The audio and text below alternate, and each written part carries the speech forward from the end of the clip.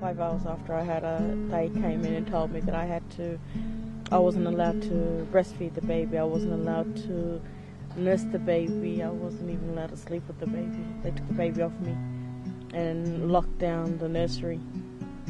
24 Woodchopper has come in for me, where Chris rang me and I told Chris about it, what they've done, and Chris pulled through for me. The next day we went to court and Ari was there, Shannon was there, and Chris was there.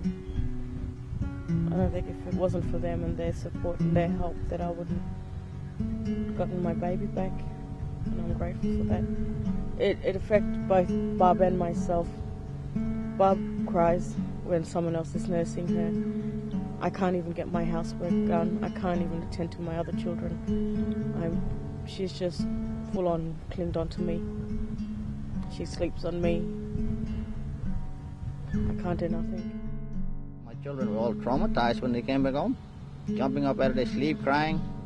They still do it today, jump up out of their sleep.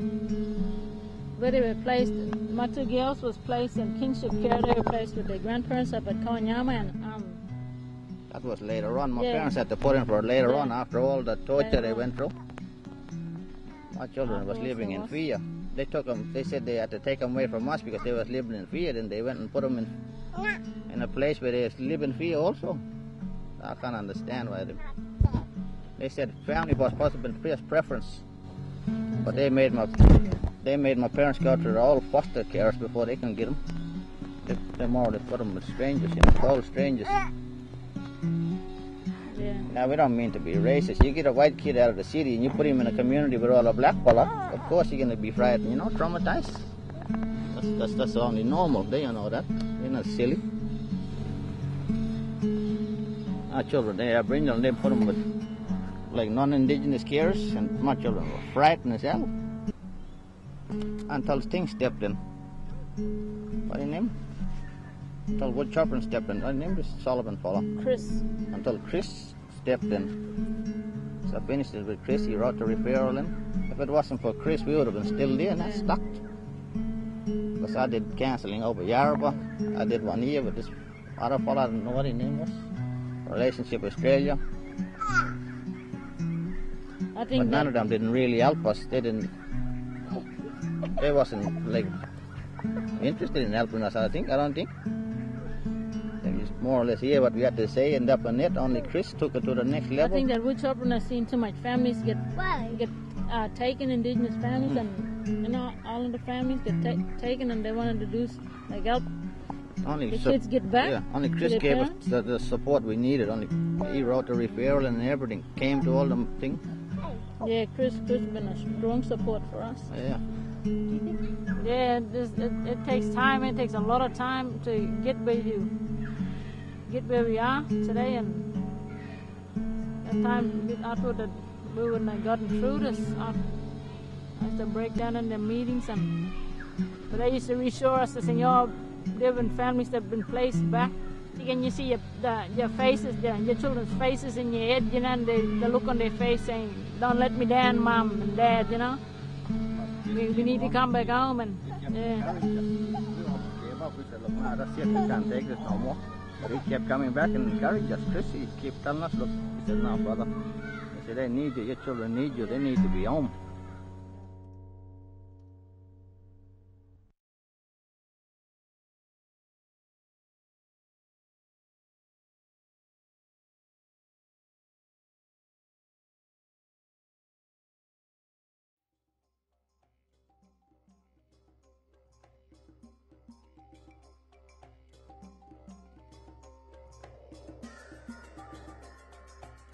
Woodchopper Health Service is an Aboriginal and Torres Strait Islander community-controlled organisation. We service the areas from Innisfail to Mossman and over to Mount Garnet. We provide a main office here in Cairns, but we also have a sub-office in Atherton. Our staff is 130 people across a large range of health and management disciplines, with 75% of the workforce being Aboriginal and Torres Strait Islander. Our vision that Aboriginal and Torres Strait Islander people enjoy a level of good health to contribute to and share in the economic wealth and cultural richness and prosperity of far north Queensland. That Aboriginal and Torres Strait Islander children, families and communities live with hope for the future, have the wisdom to make healthy choices and make the most of life opportunities.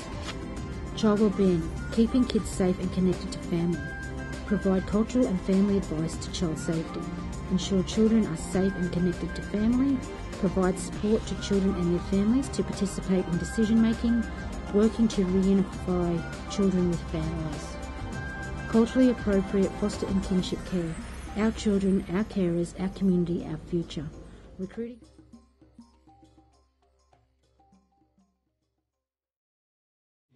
It was launched in late 2008, and so we've just really had 1 year basically of working towards getting our RE services consistent across the state. So we've really only had a year, and now there are sort of changes that are happening that will impact on us all. One of the things, I guess I'll start with a positive, and one of the things that we've been pleased about is that at least in recent years governments have been recognising that we absolutely need to do work earlier with our families. At the Commonwealth level, they're putting money into what's called the Children and Family Centres across the country. I think there are 35. They're Indigenous focused centres. Commonwealth is also investing in nurse family partnership programs that works with parents, from the time they're midway through pregnancy. At the state level, we've got the Early Years Centre, so there's that universal service that's offered to families, so we're not sort of recognising that something's broken or something needs fixing and therefore you get a service. And I guess one of the things in Queensland is the government has listened, in that we've always said that we can't just do the RE, the recognised entity work, without also providing other support services for our families, and we've recognised that for a long time. And I guess one of the positive things is that the government has listened.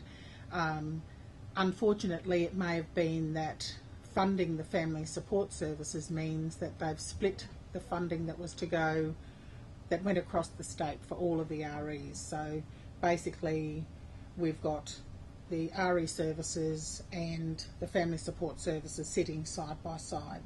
The family support services now, and as well as the RE, will be run from 11 regional hubs across the state, instead of, I think before there were around between 23 and 30 individual recognised entity services. That's now being pulled back, and it'll be 11 organisations either running just the RE or just the family support services, or maybe it'll be an organisation in any particular region doing both. I guess I'd speak for Far North Queensland in that, because in my other life I'm Executive Officer of the Social Health Section at Witch-Opera, and so one of the things that impacts in this area is the fact that the geographical area to cover now is from Cardwell right through to the Cape. Torres will have their own hub, but it's just a whole, it's another ball game trying to have that kind of cover across the state, and being able to support from one service hub. So it'll be a challenge, I think, for whoever is the successful applicant, and same too with right across the state. There'll be a lot of services that will, there's just a loss, I think, of a really comprehensive recognised entity service where there's somebody there to take a stand in wherever there's a decision made about a child either going into care or being transitioned from care or changing placements, all of that. We're just, we are concerned that the possible consequences could be much reduced recognised entity service, and, does that mean that we're not going to be able to play as big a role as what we might have had there been more resources. So I think, yeah, it's look, if it, you know, if there is that end point down the track where more of our kids are kept out of the care system, then we have to applaud that. At this point in time, it's really hard for us to see that that is going to happen over the next number of years. So. Organisations such as, like, for ourselves that we've linked up to with the Watch Operand, they've got the recognised entity and also the counsellors in order to get to reconcile with your kids. But I'd take my hat off for the services that have been provided by Watch Operand, where they have been helpful from day one. Keep your head up. Don't let them overcome you by beating you down and telling you that you're not a good parent to your children. I would encourage a lot of families to get involved with REs and counsellors and always have those people there. You know, Watch Operand really came through for us.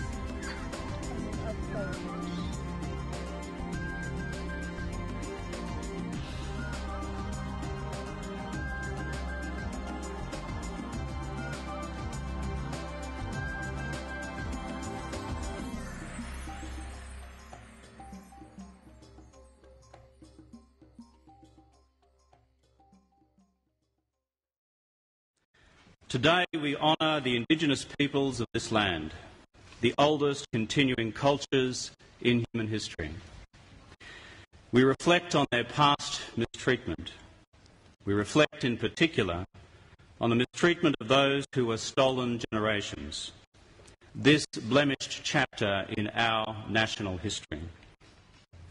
The time has now come for the nation to turn a new page. A new page in Australia's history by righting the wrongs of the past and so moving forward with confidence to the future. We apologise for the laws and policies of successive parliaments and governments that have inflicted profound grief, suffering and loss on these our fellow Australians. We apologise especially for the removal of Aboriginal and Torres Strait Islander children from their families, their communities and their country. For the pain